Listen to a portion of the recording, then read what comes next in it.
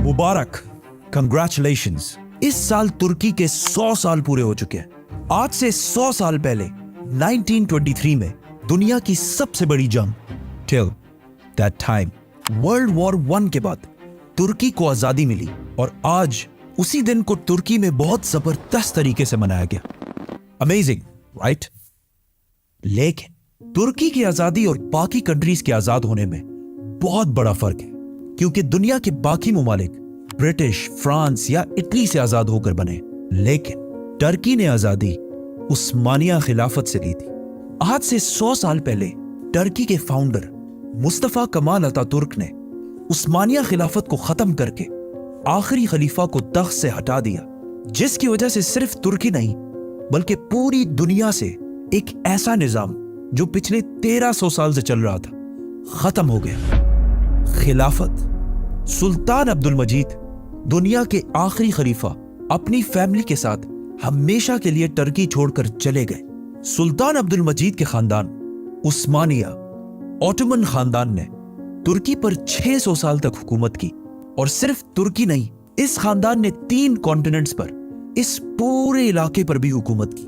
लेकिन ये इलाका, दिस पीस ऑफ लैंड जिसे आज हम टर्की के नाम से जानते हैं, ये असल में कभी टर्की था ही नहीं, बल्कि टर्किश लोग यहां से बहुत दूर इस इलाके सेंट्रल एशिया के रहने वाले लोग थे, जो आज काजाकिस्तान, उज्बेकिस्तान, तुर्कमानिस्तान कहलाते हैं। और इस इलाके जिसे हम टर्की कहते हैं, यहां ज्यादातर ग्रीक और रोमन्स रहते थे। हिस्ट्री में कभी भी टर्किश लोगों की कोई इंपॉर्टेंस या हैसियत नहीं थी, लेकिन आज से 1400 साल पहले इस्लाम के आने के बाद टर्किश लोगों की तारीख बिल्कुल बदल गई। असल में मोहम्मद सल्लल्लाहु अलैहि वसल्लम के बाद सबसे पहली खिलाफत राशिदा बहुत तेजी से फैलती गई, और मुसलमानों ने कुछ ही अरसे में रोमन और पर्शियन एम्पायर दोनों को फतह कर लिया। लेकिन खिलाफत राशिदा सिर्फ 30 साल के बाद खत्म हो गई, जिसके बाद उमैया खिलाफत ने पूरे मुसलमानों पर हुकूमत की और इस इस्लामिक एम्पायर को काफी हद तक और भी बढ़ाया। लेकिन उमैया खिलाफत में एक मसला यह था कि इनकी हुकूमत दुनिया के बहुत बड़े हिस्से पर थी, लेकिन ये अपनी एम्पायर में सिर्फ अरबियों को सबसे ज्यादा इंपॉर्टेंस देते थे, जिसकी वजह से बाकी इलाके इनसे इतना खुश नहीं थे। और इवेंचुअली 90 इयर्स बाद एक नए खानदान ने इनसे ये खिलाफत छीन ली और दुनिया में एक नई खिलाफत शुरू हुई, अब्बासी खिलाफत। अब्बासी खिलाफत और उमैया खिलाफत में एक बहुत बड़ा डिफरेंस ये था कि अब्बासी खिलाफत सिर्फ अरबियों को नहीं बल्कि अरब से बाहर रहने वाले बाकी मुसलमानों को भी अपनी हुकूमत में इंपॉर्टेंट पोजीशंस देने लगे, जिसकी वजह से पूरी दुनिया के बेस्ट लोग इनके कैपिटल बगदाद में जमा होना शुरू हुए, और ये सिटी बगदाद दुनिया की बेस्ट सिटी बन गई। अब्बासी खिलाफत के इस टाइम को इस्लाम का गोल्डन एज समझा जाता है। साइंस, मेडिसिन, टेक्नोलॉजी और इवन दुनिया की पहली film industry, story industry type, जिधर से दुनिया की सबसे फेमस स्टोरीज पैदा हुई, जिन्हें आज तक पूरी दुनिया जानती है, जैसे कि Aladdin, Ali Baba, They all know about Alibaba. Sinbad, जो आज भी बिलियंस ऑफ डॉलर्स कमा रहे हैं। इसको हम फिर डिस्कस करेंगे, तो subscribe. Aahista Aahista Islamic empire फैलती गई और सेंट्रल एशिया तक पहुंची, जहां पहली बार टर्किश कबीलों ने भी इस्लाम कबूल किया, और जिस टर्किश लीडर ने सबसे पहले इस्लाम कबूल किया उसका नाम था सल्जूक। इसी सल्जूक की औलाद में से एक बेटे तुगरुल ने आगे जाकर इस पूरे इलाके को फतह कर लिया और यहां सल्जूक एम्पायर बनाए। लेकिन इस सल्जूक एम्पायर का बादशाह हमेशा सुल्तान कहलाता था, खलीफा नहीं। खलीफा सिर्फ उस अब्बासी सल्तनत के बादशाह को कहा जाता था, जो हमेशा सिर्फ अरबी ही होता था। सल्जूक सल्तनत की ताकत की वजह से टर्किश कबीले सेंट्रल एशिया से निकलकर हर तरफ फैलने लगे, और आहिस्ता आहिस्ता ये सल्तनत अनातोलिया, जिसे आज टर्की कहा जाता है, यहां तक पहुंचे और रोमन एम्पायर के साथ एक जंग में उन्हें बहुत बुरी तरह हरा दिया, जिसके बाद आज से 1000 साल पहले टर्किश लोग आहिस्ता आहिस्ता इस इलाके टर्की में आबाद होने लगे। सल्जूक सल्तनत के सबसे पावरफुल टर्किश कबीले हमेशा उनके कैपिटल ईरान के बहुत करीब रहते थे, और जो कमजोर कबीले थे वो उनके कैपिटल से बहुत दूर इस एम्पायर के बॉर्डर्स के पास रहते थे। इन्हीं कमजोर कबीलों में से एक कबीले के सरदार का नाम उस्मान था। عثمان کے بارے میں تاریخ میں بہت کم اوتھینٹک باتیں لکھی. صرف اتنا پتا ہے کہ ان کی اناتولیا ٹرکی میں ایک بہت ہی چھوٹے علاقے پر حکومت تھی اور آگے جا کے عثمان کی اولاد نے آہستہ آہستہ اس پورے علاقے کو فتح کر لیا. آٹومن امپائر اور باقی اسلامک امپائرز میں بہت بڑا ڈفرنس تھا کیونکہ باقی اسلامک امپائرز ہمیشہ آپس میں لڑتے رہتے تھے، لیکن آٹومن امپائر مسلمانوں کو چھوڑ کر ویسٹ یورپ کی طرف بڑھنے لگی اور پہلی دفعہ مسلمان یورپ کو فتح کرنے لگے. اور آخر اسی عثمانیہ سلطنت کے ایک بادشاہ سلطان محمد فاتح نے کانسٹینٹینوپل کو بھی فتح کر لیا. اور یہ وہ سٹی تھی جس کے بارے میں رسول اللہ صلی اللہ علیہ وسلم نے پہلے ہی فرمایا تھا کہ ایک دن مسلمان اسے ضرور فتح کریں گے. استنبول کی اس فتح کو پوری مسلم دنیا میں بہت زور و شور سے منایا گیا، جس کے بعد پوری دنیا کے مسلمان عربیوں سے زیادہ آٹومنز کو اپنا لیڈر ماننے لگے. لیکن عثمانیہ سلطنت کے بادشاہ اس وقت بھی صرف سلطان کہلاتے تھے، خلیفہ نہیں. خلیفہ تب بھی عباسی خلافت کے ہی بادشاہ کو کہا جاتا تھا جو کورس عربی تھا.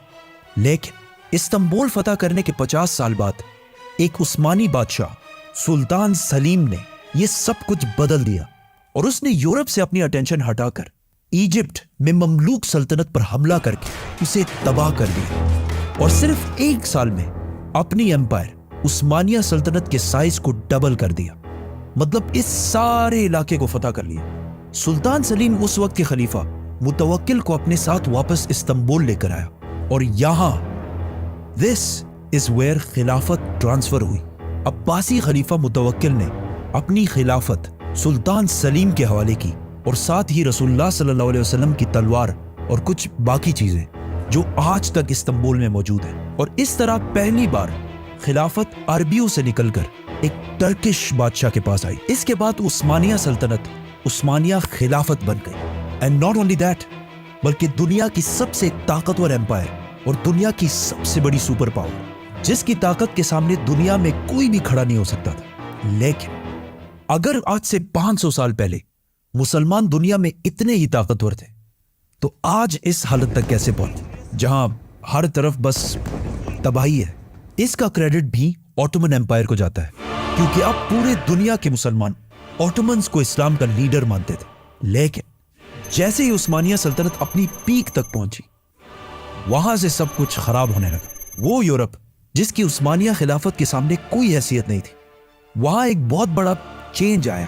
ایک آدمی جس کا نام کرسٹوفر کولمبس تھا اس نے غلطی سے انڈیا ڈھونڈنے کے چکر میں امریکہ کو دریافت کیا جس کی وجہ سے یورپ کے پاس اس پورے علاقے کی ویلتھ جمع ہونا شروع ہوئی اور یورپ آہستہ آہستہ آٹومن امپائر سے آگے نکلنا شروع ہوئے.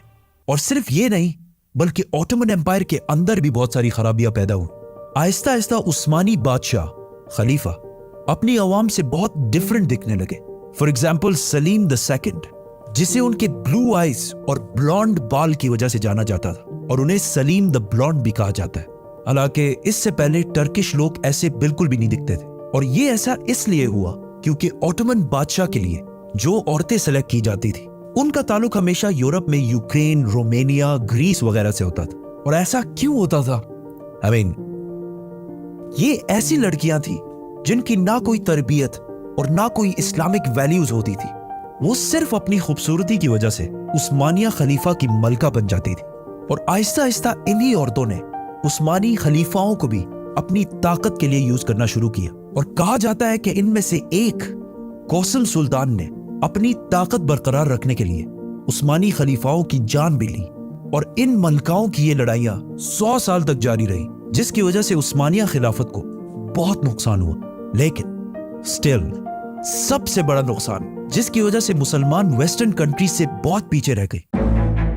جب عثمانیہ خلافت اپنی پیک پر تھی اسی وقت یورپ میں ایک مشین ایجاد ہوئی، پرنٹنگ پریس. اس سے پہلے دنیا میں کتابیں صرف ہاتھوں سے لکھی جاتی تھی لیکن پرنٹنگ پریس کے بعد ساری بکس اس مشین کے ذریعے بہت تیزی سے پرنٹ ہونے لگی جس سے یورپ میں کتابیں ہر طرف پھیل گئیں اور علم، نالج بہت تیزی سے ہر گھر تک پھیلنے لگا اور یورپ میں لٹریسی ریٹ بہت تیزی سے اوپر جانے لگی. لیکن جیسے ہی یہ انوینشن عثمانیہ خلافت تک پہنچی ان کے منسٹرز اور علماء نے اسے حرام کہہ کر بند کر دیا اور پوری خلافت میں مسلمانوں کے اس پرنٹنگ پریس کو یوز کرنے پر پابندی لگا دی. جس کی وجہ سے یورپ میں ایجوکیشن اور نالج بڑھنے لگی اور مسلم دنیا ان سے بہت پیچھے رہ گئی۔